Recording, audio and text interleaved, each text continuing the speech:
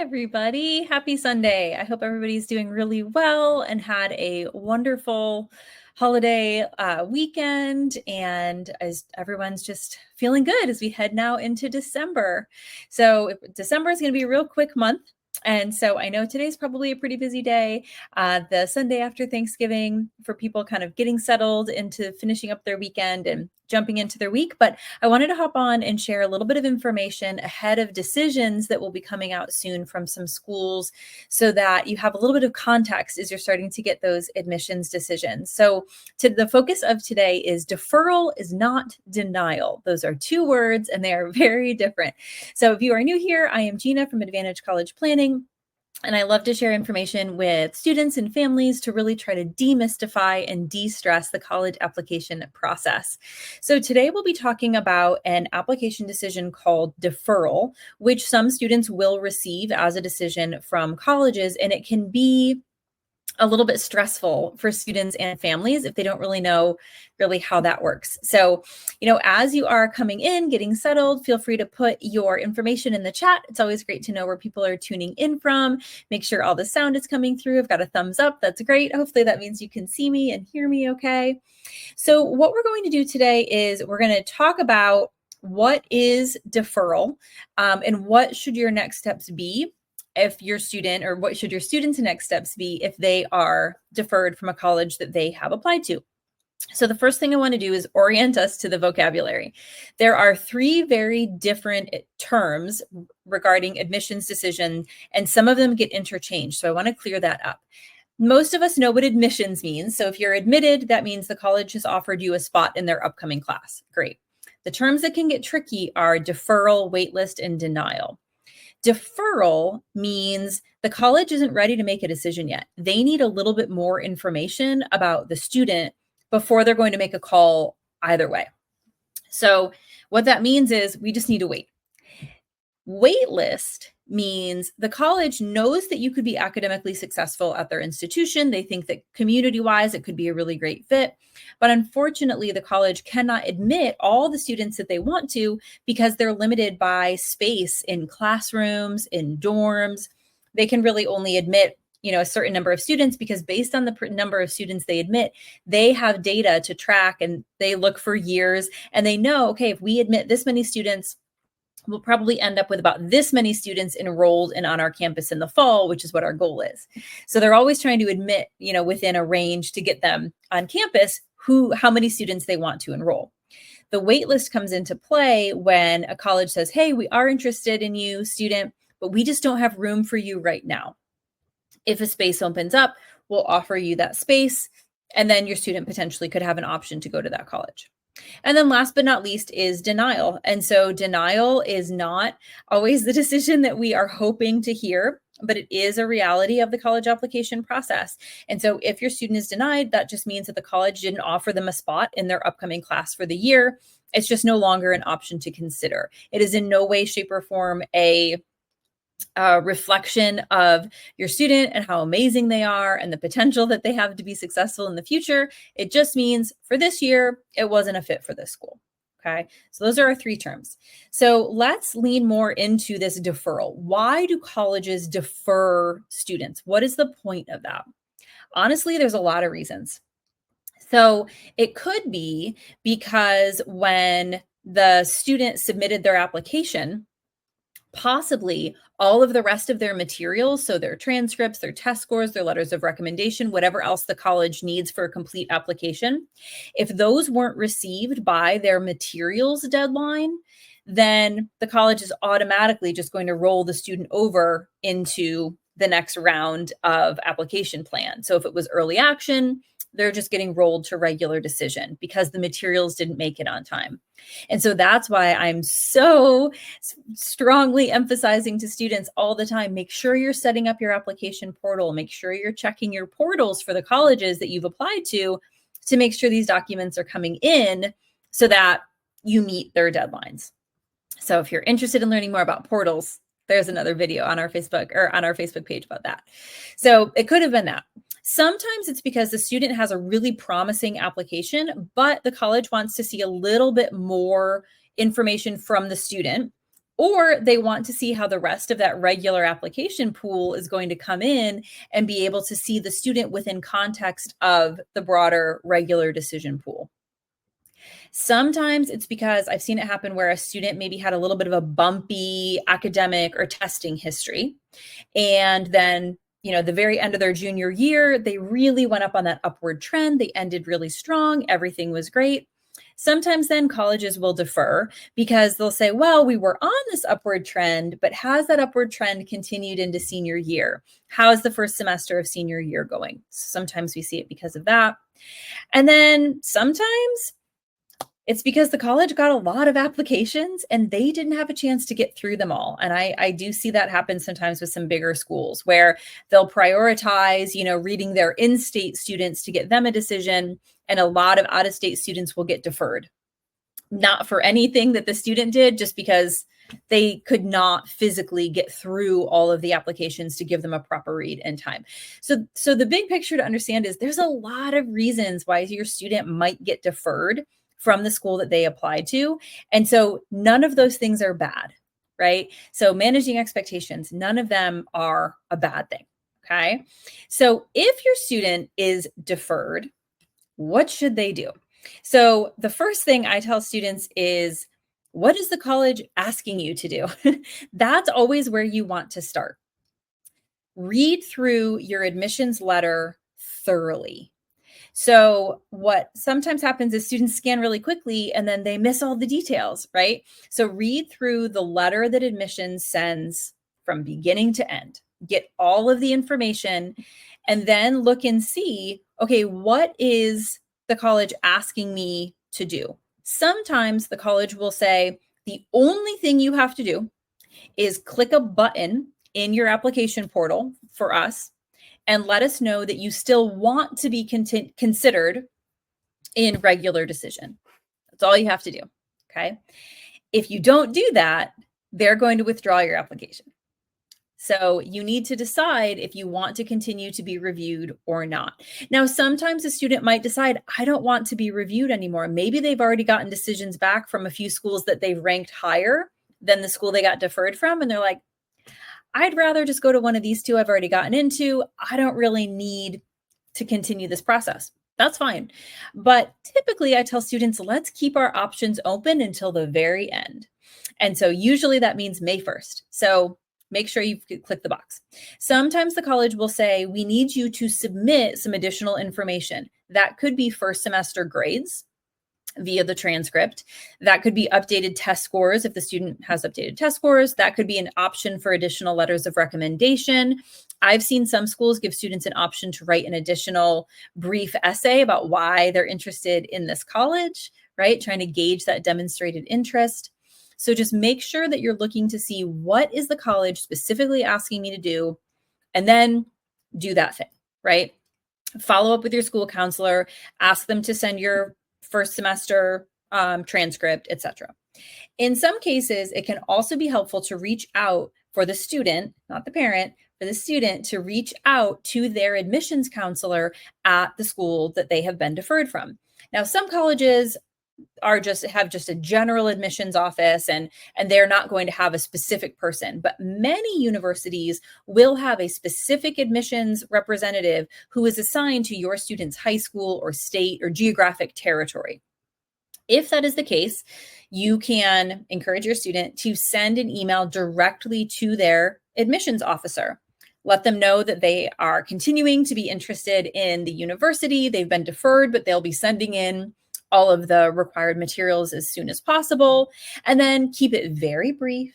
It's a very brief email, but include a few updates, right? So maybe they've been more involved with a volunteering organization that they shared on their application, or maybe the first semester went really great for them and they're excited to show their transcript, right? So give a little something and send that. Okay, so that's another option. Okay, so once I've taken those steps, then what? I get this question a lot. So students, they'll be deferred and then they'll say, okay, yep. And they'll follow up really quickly. And then they say, now what can I do? Because we want to do something. It helps us manage that anxiety. It feels like we're making progress if we're doing something. The next best thing that the student can do, and you can, as a parent, sit with them, is reassess their college list.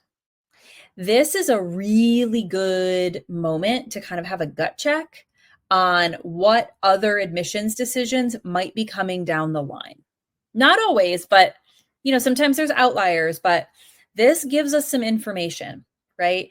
So if when admissions decisions start coming out, if your student's getting deferred from a school that maybe they thought they had no chance at, okay, great, that's promising. If your student's being deferred at a school that they thought was a really high chance of admission, we probably should go back and look at that college list, because if the rest of the schools that we're waiting to hear from are all medium to low chance of admission schools, now is a good time to potentially add a few more colleges to their list that are a high chance of admission school that they would be interested in, that it's going to give them some options for the spring, right? Regular decision applications were designed with this in mind, right? That's why colleges have deadlines in January and sometimes February, so that when students are getting back these earlier decisions, if they need to add a few extra schools, take advantage of that, right? Give yourself a little insurance policy, give yourself a little cushion so that, you have options in the spring. Now, if you've already heard back from a handful of schools that have all said yes, and you'd be really excited to go to any of those schools that have already admitted you, great. We don't have to add any more colleges, right? So it's just a good chance to reflect, make some changes now to the list for, this second half of the year, right? Let's see what we need to come up with.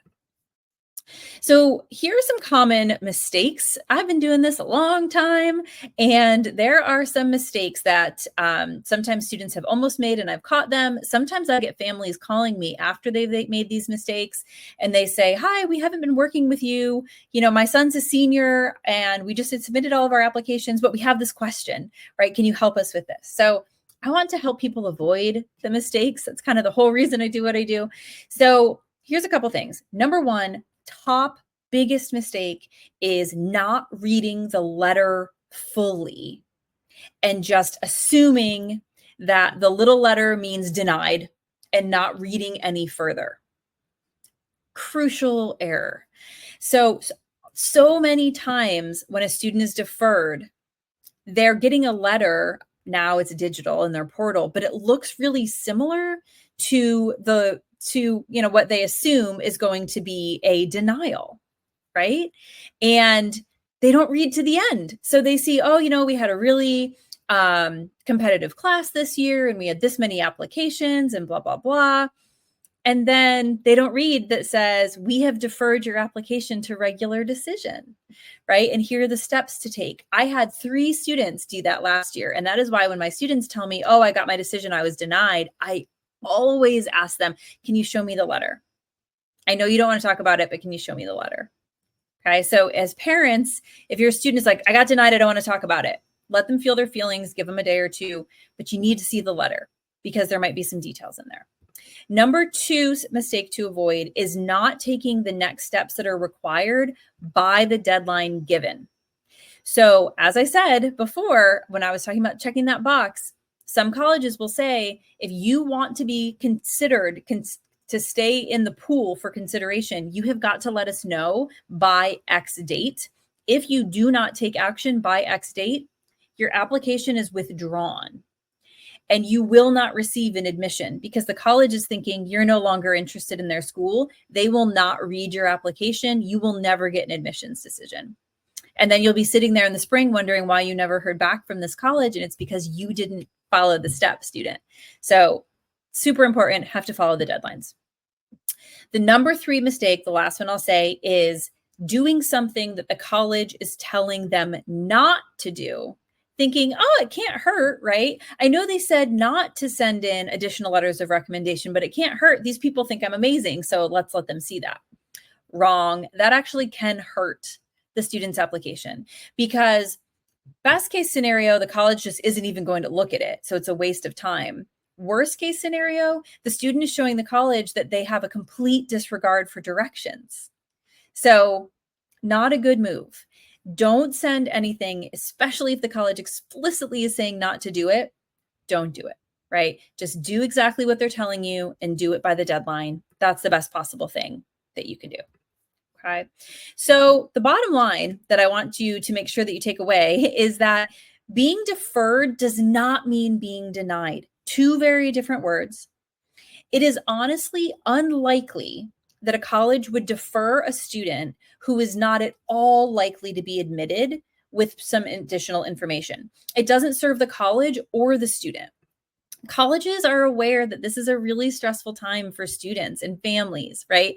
They're not trying to make it more difficult. They're not trying to lead a student on just to break their heart later in the process, right? From my experience, if a student isn't going to be competitive, regardless of what information they send in, the college will make that decision and send that denial letter and let the student have that information so they can make decisions for themselves moving forward. So if you receive a decision of deferral, that just means there's a chance, right? You're still in the running. There's still a possibility. More information is needed. So take this action that the college is asking you to do. Use this as a time for a gut check on your list and how you feel about your schools. And we'll go from there. Okay. So I'm going to open it up for Q&A. If anybody has any questions about this or other application related things in the future. And then, yeah, open that up. And then I will be back on, December 15th.